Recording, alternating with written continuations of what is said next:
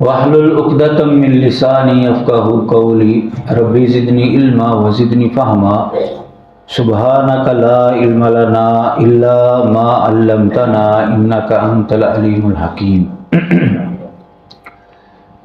قرآن مجید میں آپ انبیاء علیہ الصلوۃ والسلام کے واقعات اور قصص پڑھتے ہیں۔ ان واقعات کا کوئی نہ کوئی مقصد ہے۔ اللہ تبارک و تعالیٰ نے کوئی حکمت کی بات، کوئی نصیحت ہمیں بتائی ہوتی ہے۔ یہ واقعات پڑھ کر، سن کر مکے کے لوگ کہتے تھے اساطیر الاولین، یہ تو پہلے لوگوں کی قصے کہانیاں ہیں۔ لیکن اللہ تبارک و تعالیٰ نے واضح کیا کہ یہ محض قصہ گوئی نہیں ہے، ہر بات کے اندر ایک نصیحت ہے۔ آپ نبیوں کے واقعات پڑھتے ہیں تو آپ کو پتہ چلتا ہے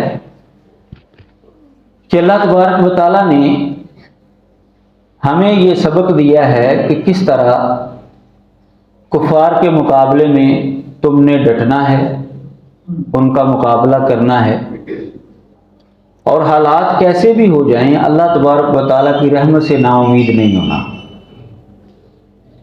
کیونکہ آخر کار انجام اللہ تبارک و تعالیٰ نیک لوگوں کے حق میں ہی کرتا ہے۔ والعاقبۃ للمتقین۔ اور جو نبیوں کے مخالفین ہوتے ہیں اللہ تبارک و تعالیٰ ان کو جڑ سے اکھاڑ پھینکتا ہے۔ دیر تو ہو سکتی ہے لیکن اندیر نہیں ہوتا۔ انہی واقعات اور قصص میں ہمیں حضرت ابراہیم علیہ السلام کا واقعہ ملتا ہے اور حضرت زکریا علیہ السلام کا واقعہ ملتا ہے۔ ان دو واقعات کے اندر اللہ تبارک و تعالیٰ نے ایک سبق ہمیں دیا ہے۔ ان کی زندگی کی کئی باتیں ہیں جن سے ہمیں نصیحتیں ملتی ہیں، لیکن آج جو میں آپ کے سامنے رکھنا چاہتا ہوں بات، وہ یہ کہ یہ دونوں نبی ایسے تھے کہ اللہ تبارک و تعالیٰ نے ان دونوں نبیوں کو اولاد والی عمر کے اندر اولاد سے محروم رکھا۔ ان دونوں نبیوں کو اللہ تبارک و تعالیٰ نے اولاد تو دی، لیکن اس عمر میں جا کر دی جس عمر میں عموماً اولاد نہیں ہوتی۔ دونوں بوڑھے ہو چکے تھے، ان کی بیگمات بھی بوڑھی ہو چکی تھی، اور اس عمر کے اندر اولاد نہیں ملتی۔ لیکن انہوں نے اللہ تبارک و تعالیٰ کی رحمت کا دامن نہیں چھوڑا، اللہ تبارک و تعالیٰ کو پکارنا نہیں چھوڑا۔ ابراہیم علیہ السلام نے اللہ تبارک و تعالیٰ سے یہی دعا مانگی، رب ہب لی من الصالحین، یا اللہ مجھے نیک اولاد عطا فرما۔ ابراہیم علیہ السلام جب دعا مانگتے ہیں تو کس سے مانگتے ہیں؟ اللہ تبارک و تعالیٰ سے۔ اولاد مانگتے ہیں تو کس سے مانگتے ہیں؟ اللہ تبارک و تعالیٰ سے۔ اور اولاد بھی محض اولاد نہیں مانگی بلکہ نیک اولاد مانگی ہے۔ یہ دو سبق ہیں ہمارے لیے اس ایک جملے کے اندر، کہ جب ہمیں ضرورت ہو کسی چیز کی تو ہم نے دعا کس سے مانگنی ہے؟ اللہ تعالیٰ سے۔ ہم نے پکارنا کس کو ہے؟ اللہ تبارک و تعالیٰ کو۔ ادھر ادھر نہیں جانا، کسی ڈیری کے اوپر نہیں جانا، قبر والے کے پاس، حجر والے کے پاس، شجر والے کے پاس نہیں۔ دعا پکار صرف اللہ تبارک و تعالیٰ کے لیے، کیونکہ الدعاء هو العبادہ۔ رسول اللہ صلی اللہ علیہ وسلم نے فرمایا کہ دعا عبادت ہے، اور عبادت صرف اور صرف اللہ تبارک و تعالیٰ کا حق ہے۔ لہذا ہم نے اولاد مانگنی ہے، کوئی مشکل حل کروانی ہے، کوئی حاجت روائی کروانی ہے تو کس سے کروانی ہے؟ اللہ سے کروانی ہے۔ اور جب ہم نے اللہ تبارک و تعالیٰ سے اولاد مانگنی ہے تو صرف اولاد نہیں مانگنی بلکہ نیک اولاد مانگنی ہے، کیونکہ نیک اولاد کے فائدے ہی فائدے ہوتے ہیں۔ زکریا علیہ السلام کا واقعہ آپ سورہ مریم کے شروع میں پڑھیں، وہ آیت کریمات جو میں نے آپ کے سامنے تلاوت کی، اس میں اللہ تبارک و تعالیٰ نے حضرت زکریا علیہ السلام کا تذکرہ کرتے ہوئے فرمایا ذکر رحمت ربک عبدہ زکریا، تیرے رب نے جو اپنے بندے زکریا کے اوپر رحمت کی ہے نا، اس کا تذکرہ کرو۔ وہ رحمت کیا تھی؟ اللہ تعالیٰ نے اس کو رحمت قرار دیا ہے۔ وہ کیا چیز تھی؟ جب انہوں نے اپنے رب کو چپ کے پکارا، آہستہ آواز کے ساتھ پکارا، اور اللہ تبارک و تعالیٰ کو یہ بات بتائی، یہ اللہ تعالیٰ کے سامنے بات رکھی، اپنی عاجزی، انکساری، اپنی کمزوری رکھی کہ یا اللہ میری ہڈیاں کمزور ہو چکی ہیں، بڑھاپا آ چکا ہے، میری بیوی شروع سے ہی بانجھ ہے، لیکن وَلَمْ أَكُنْ بِدُعَائِكَ رَبِّ شَقِيًّا، لیکن میں کبھی بھی یا اللہ تجھے پکارنے سے نا امید، بے نصیب نہیں ہوا۔ میں نے جب بھی تجھے پکارا ہے تو نے میری پکار کو سنا ہے۔ میری کمزوری ہے، میری بیگم کی کمزوری ہے، لیکن مجھے امید ہے تجھ سے، کیونکہ تو نے کبھی بھی مجھے نا امید نہیں چھوڑا۔ مجھے اپنی طرف سے ایک ولی دے دے، فَهَبْ لِي مِن لَّدُنْكَ وَلِيًّا يَرِثُنِي وَيَرِثُ مِنْ آلِ یعقوب۔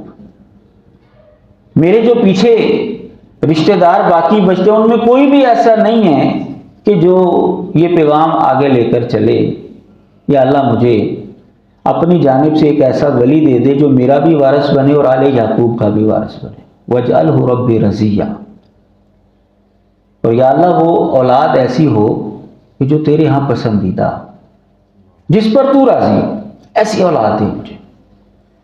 رب ھب لی ذریۃ طیبہ، ذریت طیبہ یا اللہ مجھے دے، پاکیزہ اولاد دے۔ حضرت زکریا علیہ السلام نے بھی پکارا ہے تو کس کو پکارا ہے؟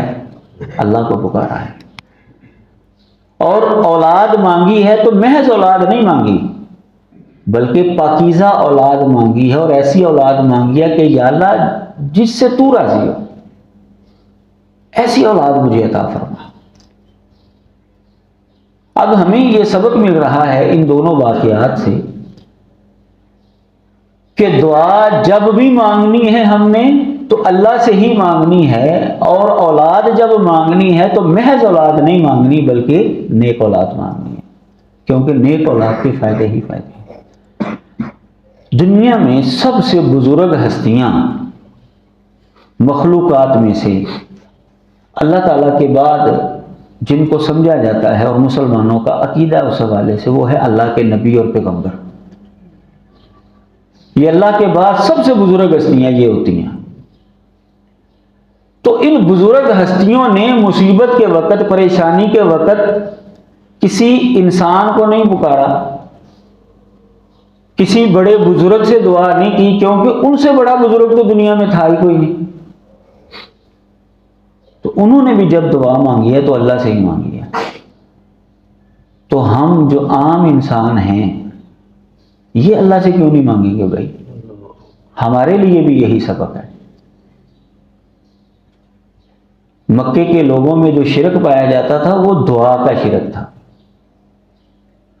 وہ دعا اور پکار غیر اللہ سے کرتے تھے۔ کسی کو انہوں نے بارش کا دیوتا بنایا ہوا تھا، کسی کو روزی روٹی کا بنایا، کسی کو کسی چیز کا، کسی کو کسی چیز کا، جیسا کہ ہندوؤں کے اندر آج بھی یہ چیز دیکھنے میں ملتی ہے۔ کوئی پیسے کی دیوی ہے، کوئی کالی ماں ہے، کوئی مصیبت کے وقت کام ہے، کوئی پانی سے کراس کرانے والا، کوئی طاقت والا کوئی دیوتا ہے، کوئی طاقت، عجیب و غریب قسم کی چیزیں۔ بس مکے کے اندر بھی یہی چیزیں تھیں۔ تو جس چیز کی ضرورت ہوتی تھی اسی طرح کا انہوں نے خدا تراشا ہوتا تھا، وہ اس سے دعا کرتے تھے۔ ان کے اندر دعا کا شرک پایا جاتا تھا. ہمارے ہاں بھی یہ چیز پائی جاتی ہے. تو ان واقعات اور قصص کے اندر ہمارے لیے نصیحت ہے، ہمارے لیے خیر خواہی ہے. تو یہ دو نصیحتیں ہمارے لیے ہیں ان دو واقعات کے اندر، کہ جتنا مرضی بڑا بزرگ ہو اس کو بھی جب مصیبت آتی تھی تو وہ کس کو پکارتا تھا؟ اللہ کو پکارتا تھا. ان نبیوں نے بھی اللہ سے ہی دعا کی ہے، اور جب دعا کی اولاد مانگی تو محض اولاد نہیں مانگی بلکہ نیک اولاد مانگی ہے، کیونکہ نیک اولاد کے فائدے ہی فائدے ہیں.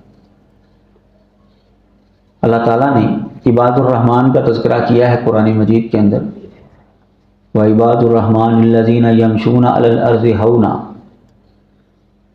وہ بڑی آہستگی سے زمین پر چلتے ہیں جو اللہ کے نیک بندے ہیں. وہ تکبر نہیں کرتے، وہ بدکاری نہیں کرتے، جھوٹ نہیں بولتے، اللہ تبارک و تعالیٰ سے دعا مانگتے ہیں، اور دعا یہ مانگتے ہیں ربنا ہب لنا من ازواجنا و ذریاتنا قرۃ اعین، یا اللہ ہمیں ایسی بیویاں عطا فرما، ایسی اولاد عطا فرما جو آنکھوں کی ٹھنڈک ہو. نیلی پیلی آنکھوں والے بچے، گورے خوبصورت گول منہ والے بچے، یہ وقتی طور پر تو خوش کرتے ہیں، لیکن اگر یہ جوانی کی عمر پہ پہنچ کر نافرمان نکل آئیں، اللہ اور اللہ کے رسول کے باغی نکل آئیں، ماں باپ کے گستاخ نکل آئیں، گلی محلے والوں کو تنگ کرنے والے نکل آئیں، تو پھر یہ آنکھوں کی ٹھنڈک نہیں رہتے، پھر یہ پریشانی کا باعث بنتے ہیں. اللہ کے نیک بندے اللہ تعالیٰ سے جب دعا مانگتے ہیں تو اولاد وہ مانگتے ہیں جو آنکھوں کی ٹھنڈک ہو. آنکھوں کی ٹھنڈک کون سی اولاد ہوتی ہے؟ جو اللہ اور اللہ کے رسول کی فرما بردار ہو، ماں باپ کی خدمت گزار ہو، گلی محلے سے جب گزریں تو لوگ کہیں ہاں کیا بات ہے، اس کے ماں باپ نے اس کی تربیت کی ہے. ماں باپ یہ جملہ سن کر پھر کتنا خوش ہوتا ہے. یہ آنکھوں کی ٹھنڈک ہے یہ اولاد. رنگ اس کا کیسا بھی ہو، آنکھیں اس کی کیسی بھی ہوں، لیکن اگر وہ نیک ہے، نمازی ہے، پرہیزگار ہے، تو وہ اولاد آنکھوں کی ٹھنڈک بنتی ہے. نیک لوگ اللہ تعالیٰ سے یہ دعا مانگتے ہیں، کیونکہ نیک اولاد کے فائدے ہی فائدے ہوتے ہیں. قرآن مجید کے اندر آپ دیکھ لیں ابراہیم علیہ السلام کا واقعہ. اب دوسرے اینگل سے اگر آپ دیکھیں گے، یہ اللہ کے پیغمبر تھے، اللہ کے نبی تھے، خلیل اللہ تھے، ان کو جد الانبیاء کہا جاتا ہے. یہ جب انہوں نے دیکھا کہ میرے والد جو ہیں وہ تو بت تراشتے ہیں، بتوں کی پوجا کرتے ہیں، تو انہوں نے کیا کیا؟ یہ والد کے ساتھ مل کر بت کے پجاری نہیں بنے، بلکہ انہوں نے والد کی رہنمائی کرنے کی کوشش کی، ان کو سمجھانے کی کوشش کی. یا ابت لا تعبد الشیطان، اے میرے والد محترم شیطان کی عبادت نہ کریں، یہ تو رب رحمان کا نافرمان ہے، اللہ کی عبادت کریں. ان کو توحید کی دعوت دی. نیک اولاد تھی، اس نیک اولاد نے دیکھا کہ میرے والدین جو ہیں وہ راہ راست سے ہٹے ہوئے ہیں، والد صاحب جو ہیں وہ توحید نہیں بلکہ شرک کے ماننے والے ہیں، تو انہوں نے اس کی تربیت کرنے کی کوشش کی، ان کو سمجھانے کی کوشش. باقی ہدایت دینا نہ دینا یہ تو اللہ تبارک و تعالیٰ کی مرضی ہے. نیک اولاد کے فائدے ہی فائدے ہیں کہ نیک اولاد نے جب دیکھا تو اپنے والدین کی تربیت کرنے کی کوشش کی، ان کو سمجھانے کی کوشش کی. اب دیکھیے حضرت ابو ہریرہ رضی اللہ تعالیٰ عنہ جب انہوں نے اسلام قبول کیا، مدینے میں آ گئے، اپنی والدہ کو بھی ساتھ لے آئے، تو ان کی والدہ نے اسلام قبول نہیں کیا تھا. سمجھاتے رہتے تھے، نہیں مانتی تھی. ایک دن ان کے ذہن میں خیال آیا کہ میں خود تو سمجھاتا ہوں، میں نے نبی علیہ السلام سے کبھی دعا تو کروائی نہیں. اللہ کے نبی اللہ تعالیٰ سے دعا کریں میری والدہ مسلمان ہو جائے. نیک انسان موجود ہو تو اس سے دعا کروانی چاہیے. یوسف علیہ السلام ابھی قاری صاحب جو ہے سورہ یوسف کی آیات تلاوت کر رہے تھے. یوسف علیہ السلام کے بھائیوں کا واقعہ بیان ہو رہا تھا، تو جب ان کو اپنی غلطی کا احساس ہوا تو انہوں نے آ کر حضرت یعقوب علیہ السلام کو کیا کہا تھا؟ یا ابانا استغفر لنا انا کنا خاطئین۔ وقت کے پیغمبر سے بڑا نیک انسان تو کوئی نہیں ہوتا نا۔ جب ان کو اپنی غلطی کا احساس ہوا تو انہوں نے اپنے والد کو آ کر کہا آپ اللہ سے ہمارے لیے دعا مانگے، استغفار مانگے، معافی مانگے اللہ تعالیٰ سے ہمارے لیے۔ نیک انسان موجود ہو تو ان سے دعا کروانی چاہیے۔ حضرت ابو ہریرہ رضی اللہ تعالیٰ، اللہ کی مرضی ہے، جب بھی ان کے حالانکہ روز بھی ملتے تھے نبی علیہ السلام کو، نہیں ذہن میں آئی بات، جب اللہ کی طرف سے منظور تھا ذہن میں آ گئی بات، نبی علیہ السلام سے گزارش کی، نبی علیہ السلام نے اللہ تعالیٰ سے دعا کی، تو واپس آتے ہیں تو دروازہ بند تھا اور نہانے کی آواز آ رہی تھی، پانی گرنے کی آواز آ رہی تھی۔ دروازہ کھٹکھٹایا، تھوڑی دیر کے بعد دروازہ کھولا تو والدہ نے کہا کیا چاہتے ہو؟ کلمہ پڑھیں اور اسلام قبول کر لیں۔ تو انہوں نے کلمہ پڑھا، اشہد ان لا الہ الا اللہ، اسلام قبول کر لیا۔ حضرت ابو ہریرہ رضی اللہ تعالیٰ عنہ نیک اولاد تھی، صالح اولاد تھی، تو انہوں نے یہ پسند نہیں کیا کہ میں خود تو جنت کے اندر چلا جاؤں اور میری والدہ حیات ہے اور یہ جہنم کے اندر جائے، نہیں، انہوں نے بھرپور کوشش کی کہ کسی نہ کسی طریقے سے میری والدہ جو ہے وہ بھی جنت کی راہی بن جائے۔ نیک اولاد کے فائدے ہی فائدے ہوتے ہیں۔ رب ارحمہما کما ربیانی صغیرا، نیک اولاد جو ہے وہ اپنے والدین کے لیے دعا کرتے رہتے ہیں۔ نبی علیہ السلام نے فرمایا تھا نا کہ اذا مات الانسان انقطع عنہ عملہ الا من ثلاث، جب انسان فوت ہو جاتا ہے تو اس کے عمل ختم ہو جاتے ہیں، منقطع ہو جاتے ہیں، صرف 3 طرح کے عمل مرنے کے بعد بھی جاری رہتے ہیں۔ صدقہ جاریہ ہے، علم ينتفع به، اور تیسری ہے ولد صالح يدعو له۔ نبی علیہ السلام نے ولد کا لفظ نہیں بولا بلکہ ولد صالح کا لفظ بولا ہے، نیک اولاد يدعو له، جو اس کے لیے دعا کرتی رہتی ہے۔ اور قرآن مجید نے بھی اولاد کو یہی حکم دیا کہ تم نے اپنے والدین کے لیے یہ دعا کرتے رہنا ہے، رب ارحمہما کما ربیانی صغیرا، یا اللہ ان پر رحم فرما کیونکہ انہوں نے میری بچپن کے اندر پرورش کی تھی۔ تو نیک اولاد کے فائدے ہی فائدے ہیں۔ جب دعا مانگنی ہے تو کس سے مانگنی ہے؟ اللہ سے۔ اور اولاد مانگنی ہے تو محض اولاد نہیں مانگنی بلکہ کون سی اولاد مانگنی ہے؟ کیونکہ نیک اولاد کے فائدے ہی فائدے ہیں۔ اگر اولاد بری نکل آئے تو آپ کو پتہ ہے پھر تھانے کچہری، پھر لڑائی جھگڑا، گلی محلے کی باتیں، بلکہ ایسی فیملیاں بھی آپ بھی جانتے ہوں گے، ہمارے سامنے بھی کئی ہیں کہ اولاد کی وجہ سے انہیں اپنا علاقہ چھوڑنا پڑا۔ آبائی گھر جو 2-3 نسلوں سے وہاں پر رہ رہے تھے، اولاد بری نکل آئی ہے، مجبوراً ان کو وہ علاقہ چھوڑ کر کسی ایسے علاقے میں جانا پڑا جہاں پر ان کو کوئی جاننے والا نہیں۔ ایسی صورتحال بھی ہو جاتی ہے۔ اس لیے اللہ تبارک و تعالیٰ سے جب اولاد مانگنی ہے تو ہم نے نیک اولاد مانگنی ہے۔ احادیث کے اندر اگر آپ پڑھیں گے تو آپ کو ملے گا کئی موقع ایسے آئے کہ کوئی خاتون آ گئی، اللہ کے نبی صلی اللہ علیہ وسلم میری والدہ جو ہے نا اچانک فوت ہو گئی، اگر اس کو موقع ملتا تو وہ صدقے کر کہتی، کیا میں اس کی طرف سے صدقہ کروں تو اس کو ثواب ملے گا؟ نبی علیہ السلام نے فرمایا بالکل صدقہ کرو اس کی طرف سے۔ اب یہ اولاد نیک تھی تو اس نے اپنی والدہ کی جو خامی رہ گئی تھی، حالانکہ وہ خامی نہیں ہے، اپنی مرضی ہے، کو کرنا چاہے تو کر، لیکن انہوں نے سمجھا کہ میری والدہ بہت نیک ہیں، اگر ان کو موقع ملتا تو ایسا کرتی، لیکن وہ نہیں کر سکی تو میں ان کی یہ کمی پوری کر دیتی۔ اللہ کے نبی میرا والد جو ہے نا وہ بوڑھا ہو چکا ہے، حج نہیں کر سکتا، عمرہ نہیں کر سکتا، میں اس کی طرف سے حج عمرہ کر سکتا ہوں، یا خاتون تھی کہ میں کر سکتی ہوں۔ آپ نے فرمایا بالکل، حجی نبی کی وعدہ میری، اپنے والد کی جانب سے حج کر اور عمرہ کر۔ نیک اولاد تھی، اس نے سمجھا کہ میرے والدین یہ عمل نہیں کر سکتے، بڑھاپے کی ایسی دہلیز پر پہنچے ہوئے ہیں، طاقت نہیں باقی رہی، میں ان کی طرف سے کر دیں۔ اگر یہ اولاد نیک نہ ہوتی تو کیا انہوں نے اس چیز کی طرف توجہ کرنی تھی؟ ایسی اولاد کے واقعات بھی سامنے آئے ہیں۔ والد صاحب نے قرضہ لیا، وہ قرضہ ادا کرنے کے بغیر فوت ہوگا. وہ قرضہ ظاہر ہے ایک بندے کا کتنا خرچہ ہوتا ہے. جو زیادہ پیسے بندہ جو لیتا ہے یا قرضہ لیتا ہے وہ اپنے گھر والوں کے لیے، آل اولاد کے لیے، بیوی بچوں کے لیے لیتا ہے، کوئی نہ کوئی ضرورت.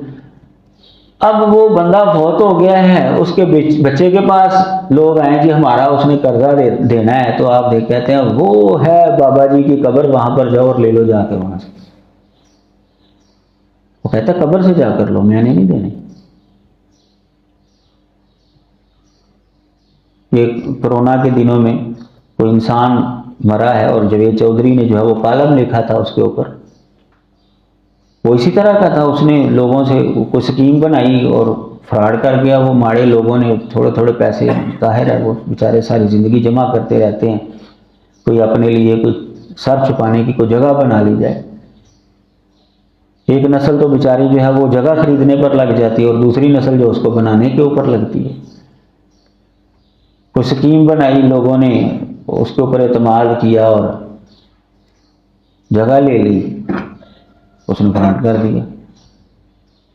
اب اس کا سارا خاندان جو ہے وہ باہر کے ملک میں شفٹ ہو گیا. وہ ادھر ہی تھا کرونا کے دنوں میں، اس کو کرونا ہوا اور وہ مر گیا.